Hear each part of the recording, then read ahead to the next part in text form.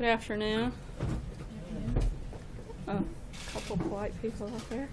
Earlier this afternoon, the Senate Judiciary Committee concluded the confirmation hearing for Chris Wray, the President's nominee for FBI Director. During his hearing, Chris Wray continually displayed the strong character, deep knowledge, and moral integrity that make him, as former Democrat Senator Sam Nunn testified, the leader the FBI needs at this critical moment. The President looks forward to seeing this incredibly qualified nominee move through the Judiciary Committee and be swiftly confirmed by the full Senate. Also on the Hill today, 3 bills that represent important tools in combating human trafficking are on the floor of the House for a vote. H.R. 2200, which reauthorizes $130 million in funding for the prevention of human trafficking, protection of victims, and prosecution of traffickers. H.R. 2664, which ensures the Department of Labor effectively trains its employees to recognize and respond to the illegal trade of people for exploitation or commercial gain. And lastly, H.R. 2480, which expands the ability of a DOJ program to enable law enforcement agencies to compete for federal funding, specifically to develop and carry out programs that fight sex trafficking demand. President Trump is focused on ending human trafficking and hopes that these bills will pass the House and move to the Senate quickly so we can continue the fight against this horrific practice. While the House takes up these critical bills on human trafficking today, the Senate is continuing its work on a plan to repeal and replace Obamacare. As I've said time and time again, with every day that goes by with this collapsing law still in place, more hardworking Americans see their health care options either disappear entirely or become too costly for their families to use. The President was elected to protect those American families, and he looks forward to seeing the Senate continue to move toward a solution that works for all Americans during the upcoming weeks. Also on the Hill, the President was glad to see David Nye confirmed as a U.S. District Judge in Idaho by a vote of 100-0. It's unfortunate, though, that this clearly eminently qualified nominee, who was reported out of committee by voice vote, faced more than 30 procedural hurdles forced by Senate Democrats before his unanimous vote.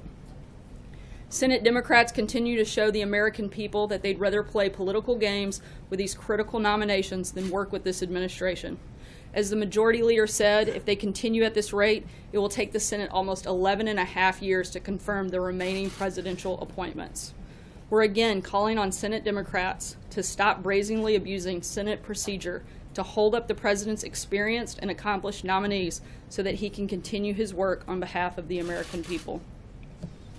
We've received several inquiries on what the President's been on his agenda for the past couple of days, so I'd like to read some of that out before I take your questions.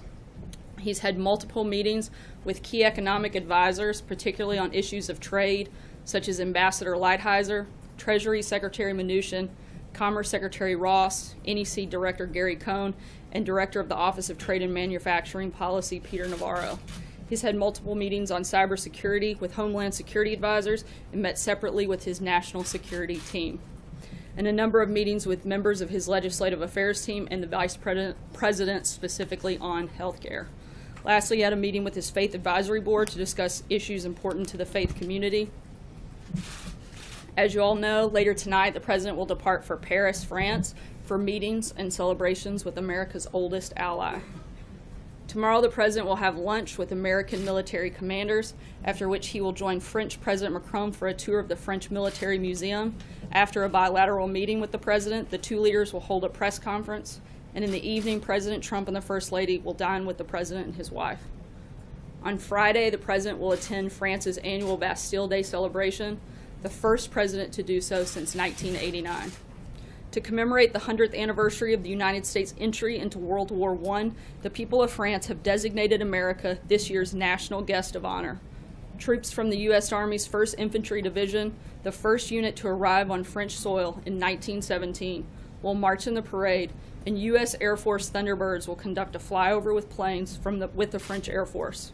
And after the parade, the President will return back to the United States.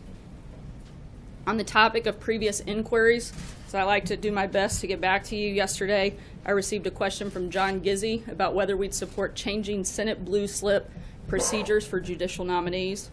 And the White House is deferring to the Senate on this Senate procedure.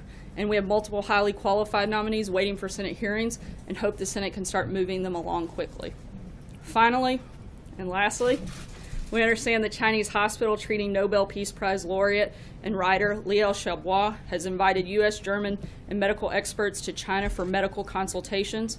We remain concerned that both Mr. Liu and his family are unable to communicate with the outside world and that he is not free to seek the medical treatment of his choosing.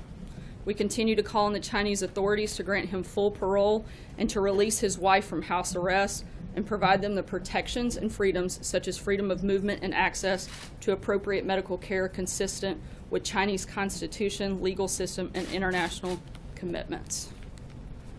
And with that, I'll take your questions. Phil.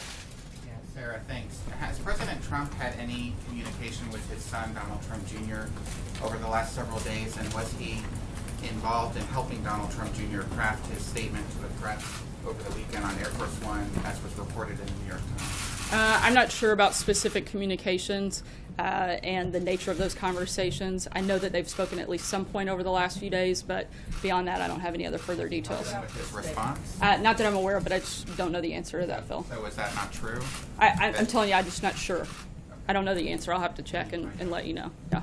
Matthew. Thank you. You opened today by talking about the strong character and integrity of Christopher Wray. He said during the hearing today that he does not consider Mueller's probe to be a witch hunt. Neither do Republican leaders in Congress, neither does Rod Rosenstein of the Justice Department. So why does the president continue to call it a witch hunt, especially now that there's hard evidence, released by his own son, that the campaign knew that Russia sought to interfere in the election? I think the president's made extremely clear his position on that, and it certainly has not changed. Why he calls it a witch hunt? Because the president knows very specifically any action or inaction that he's taken, and so I think that's pretty clear. Does that include members of his campaign?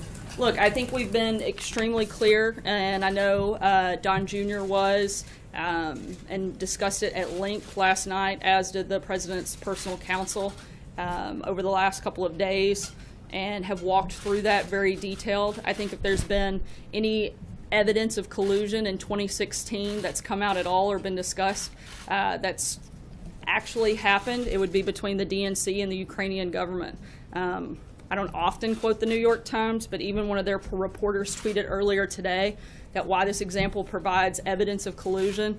Quote, cooperation was between DNC officials and officials from the Ukrainian government, not just some associate.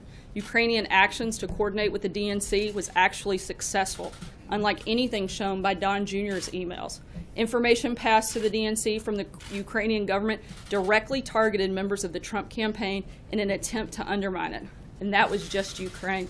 The other big news was the foreign intelligence dossier that the president's political opponents funded and disseminated widely and was based on discredited opposition research from foreign intelligence sources. The only collusion I've seen, and that's certainly been proven, would be between those people. Major. So, does the president support the 3 changes that Senate Republicans have made in the health care bill to retain all of the tax increases on upper income investment earners and health care CEOs? And if so, why? I haven't talked to him about the specific breakdown of those 3 things. I think the president, from day one, has been very clear about his priorities when it comes to the health care legislation. That's what he's focused on, and beyond that, I haven't gotten into the details with either he or Mark Ford. Tax increases, which Republicans have criticized since their enactment, fulfill the president's pledge to repeal the Affordable Care Act when they are foundational tax increases of that very law? I'm not sure on that specific piece, but I do know, again, the president is committed to fully repealing and replacing Obamacare. Can you do that and keep those tax increases? I'd have to look at the specific piece you're talking about, and I haven't done that, Major. So let me just ask you one question on this issue of those within the administration who have had to subsequently admit or concede contacts with Russians. Mike Flynn, Jared Kushner, the Attorney General, and now Don Jr. Can you explain to us why there is this plague of amnesia that affects all of these people associated with the campaign and one country only? Look, I think if you want to talk about having relationships with Russia, I'd look no further than the Clintons. Bill Clinton was paid $500,000 to give a speech to a Russian bank, personally thanked by President Putin.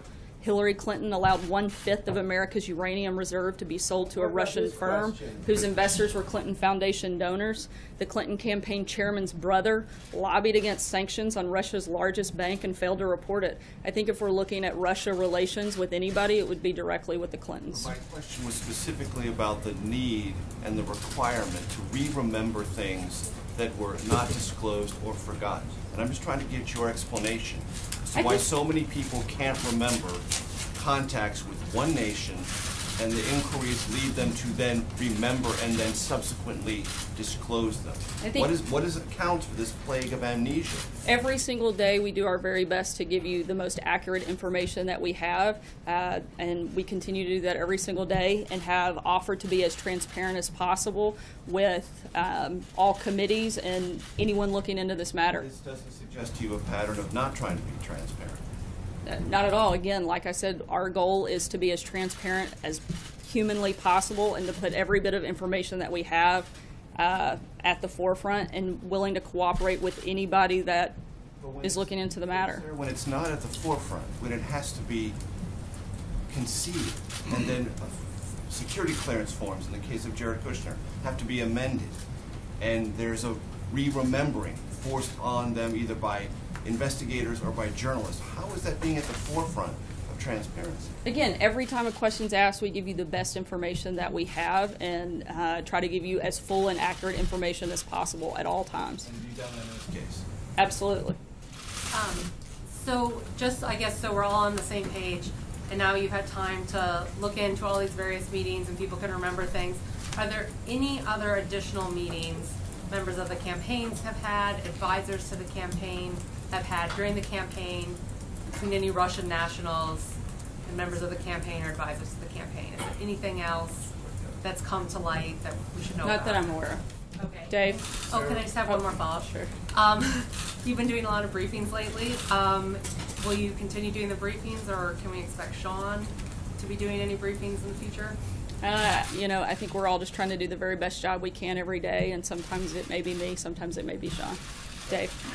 On the meeting with the Faith Advisory Board, someone tweeted out a picture of the meeting the other day, and the picture showed people, faith leaders, laying their hands on the president as they were praying. And I think there was an inference or implication from that photo coverage that they were praying for him because of a political crisis. Could you explain a little bit more about how the meeting came about and what it meant to the president to have them there?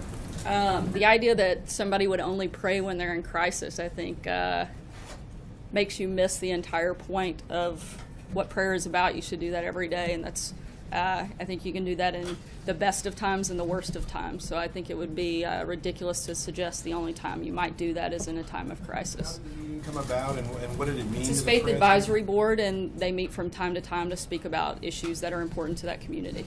John? Thanks a lot, Sarah. Chris Wray was asked today in his confirmation hearing whether he believes Russia is a friend or a foe. And he said in his answer that he believes that Russia is a country that should be viewed, in his words, warily.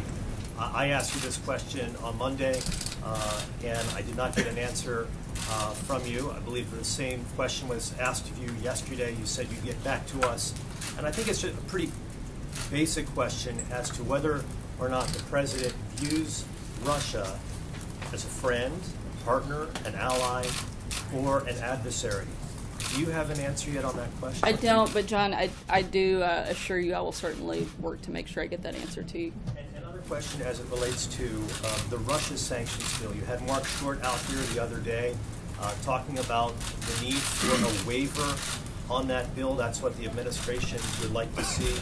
If there is no waiver attached to the bill and it comes before the president's desk, would the president veto this legislation? Right now, we haven't made a determination because we don't think that this is an all or nothing process, nor should it be. And in the current form, the legislation poses a number of risks to U.S. government's ability to conduct foreign policy. Until they get further in the process, we're not going to weigh in any further. Jeff? Sarah, following up on the Chris Wray testimony today, he also said that he would not pledge loyalty to President Trump. Is that something that the president expects of him? I think the president expects anybody that works anywhere in government to pledge loyalty to the country. And I think that would be the only pledge of loyalty that anyone would be asked. And one follow-up on just the general Russia question. Can you describe the president's move? Is he frustrated by these stories? Is he frustrated by Donald Jr.? How's he feeling? You know, the president wants to be focused on his agenda, and he'd much rather be talking about health care, tax reform, infrastructure, national security. I think that that's his focus, and when he's talking about those things, that's a good day for all Americans.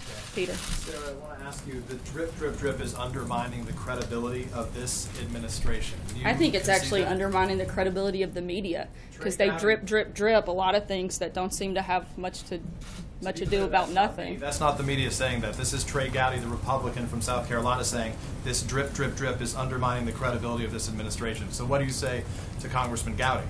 I think I just answered that. So let me ask you, if I can, separately. You said, being asked about the witch hunt a little bit earlier, you said the president feels comfortable saying, as he's made clear, that it's a witch hunt because, in your words, he knows any action or inaction that is taken. But given the fact that Jay Sekulow and you have conceded that the president, or the outside counsel has conceded that the president was not aware of Donald Trump Jr., his own son's meeting with someone who was there under the guise of representing information from the Russian government, how can you say with certitude that the president does know any action that has taken place? I think Jay Sekulow discussed this at length and covered that nothing inappropriate had taken place. But would you concede the president does not know? There may be actions that took place that the president does not know about. Once again, I think the president's been very clear about his opinion on the matter. Jonathan. So, sir, just two things. One, on the issue of transparency. We now have 3 straight weekdays where there hasn't been a single public event on the president's schedule. That's unusual for any president, especially this one, who, through the first months of his presidency was constantly, bringing the pool in. We saw him doing a number of events a day. Why the sudden secrecy and hiding from the public that we're seeing now? Why has the president not been visible to the public for the better part of a week? There's nothing secret about having meetings, which I read off to you earlier, with members of his staff and members of the administration. The president had an incredibly robust schedule overseas in both Poland and Germany, and he's preparing to leave this afternoon, where he'll be spending quite a bit of time with a lot of those of you who are traveling, and we'll be taking questions from you guys tomorrow. And then on the Don Jr. emails, you've heard from a number of Democrats who have raised serious questions about the fact that Jared Kushner was also part of that meeting. He was part of that email chain, knew what that meeting was about, knew what was promised. What do you say to Democrats who say that Jared Kushner's security clearance should be revoked? Once again, we don't discuss security clearances, but I think Democrats are trying to play political games, and I think it's ridiculous. Is there any concern over the top advisor of the president? Did nothing wrong? No. Tomorrow. Thank you, Sarah. You just said he'd much rather be talking about tax reform and healthcare and infrastructure. What has stopped him this week from talking about any of those things? Like I said, he's been talking about those internally. To the American people. Look, he does that through a number of ways. We've been up here every day that I've been up here this week. I've included a pretty heavy portion of the opening statement has to do with health care and a number of other issues that are part of the president's agenda. We've put out multiple statements on several issues, and members of his cabinet have been very active in public capacity this week. And just because it's not the president directly standing behind a podium making a speech doesn't mean he's not communicating to the American people or pushing his agenda forward. Right, but Jeff asked you how he was feeling. He said he was frustrated because he'd much rather be talking about these things. Now you're saying he has been talking about these things. He asked me specifically about that issue and whether or not he was frustrated by that issue. John Gizzi. Thank you, Sarah. 2 questions. First, thank you very much. Just 2, not 3 today? Not 3. First, thank you very much for getting back to me on the blue slip question. My other question, you may recall, was would the administration itself take into account the recommendations of the American Bar Association on judicial appointments or not? And, I didn't get a chance to check on that part of the question, so I'll have to circle back. my other question is, the president today had an interview with Reverend Robertson, and I wondered if this would lead to the opening of further interviews with some of us, one-on-one with the president, or very possibly a news conference in the near future. He's holding a press conference tomorrow while he's in Paris, and I'll certainly put in the request for an interview with you, John. Mike. Two healthcare questions. It looks like we may get some new version of the Senate bill tomorrow, perhaps, and some action maybe next week. As this heads towards what may be some kind of conclusion, if it happens, how much credit does the White House think that it should take and that President Trump should get or receive for how that bill is shaped in the end? Right now, I think the White House is not focused on who gets the credit, but making sure that American people get the care. That's our focus, and that hasn't changed. I mean, is the White House actually actively participating then? Is the president participating in helping to shape some of the stuff that Once again, we've said this all along, that the White House and members of the administration have provided technical assistance throughout the process, and we're going to continue to do that. On that, President Trump is known for loving to put his name on the top of his buildings and everything else that he can get his name on. President Obama didn't name Obamacare. I'm sure he wishes he hadn't now. You'd have to ask him, I suppose. Does President Trump hope that whatever emerges from this process will ultimately be known as Trumpcare? Once again, I've said it many times before, we're not focused on the label, but focused on making sure we have a healthcare system in place that actually works, doesn't bankrupt the system, and help protect Americans across the board. Sarah? Kevin. Thank you. When the president has his conversations with President Macron, is it your expectation that he will ask him, or at least engage him, on this concept of climate change and the Paris Accord, or maybe what might come out of our lack of participation in that accord? And I guess my follow-up would be about Janet Yellen. We've asked you before if the president has confidence in her. If she were not in that position, would Gary Cohn be someone the president would like to see in a position like that? On the first question, we never get ahead of the president's conversations. We'll certainly provide a readout, and you guys will also have the chance to ask the president himself and hear a joint statement from both presidents after their meeting. In terms of Janet Yellen and Gary Cohn, I think Gary has been pretty clear that he loves his job and he's happy doing what he's doing, and I don't have anything further to add on that. Did the president watch, by the way, Mr. Ray today by chance? I know he's sitting in his suite. I don't even have time to watch TV. Do you think he had a chance to pick up some of that? I don't know if he saw much of it, if any. I know that he was doing quite a few meetings earlier this morning, so as far as I'm aware, I don't know if he saw any of it. Mayor, I just wanted to give you a chance to respond. Democratic Congressman Brad Sherman of California today entered an official bill, an article of impeachment. Any response? I think that is utterly and completely ridiculous and a political game at its worst. Thanks so much, guys.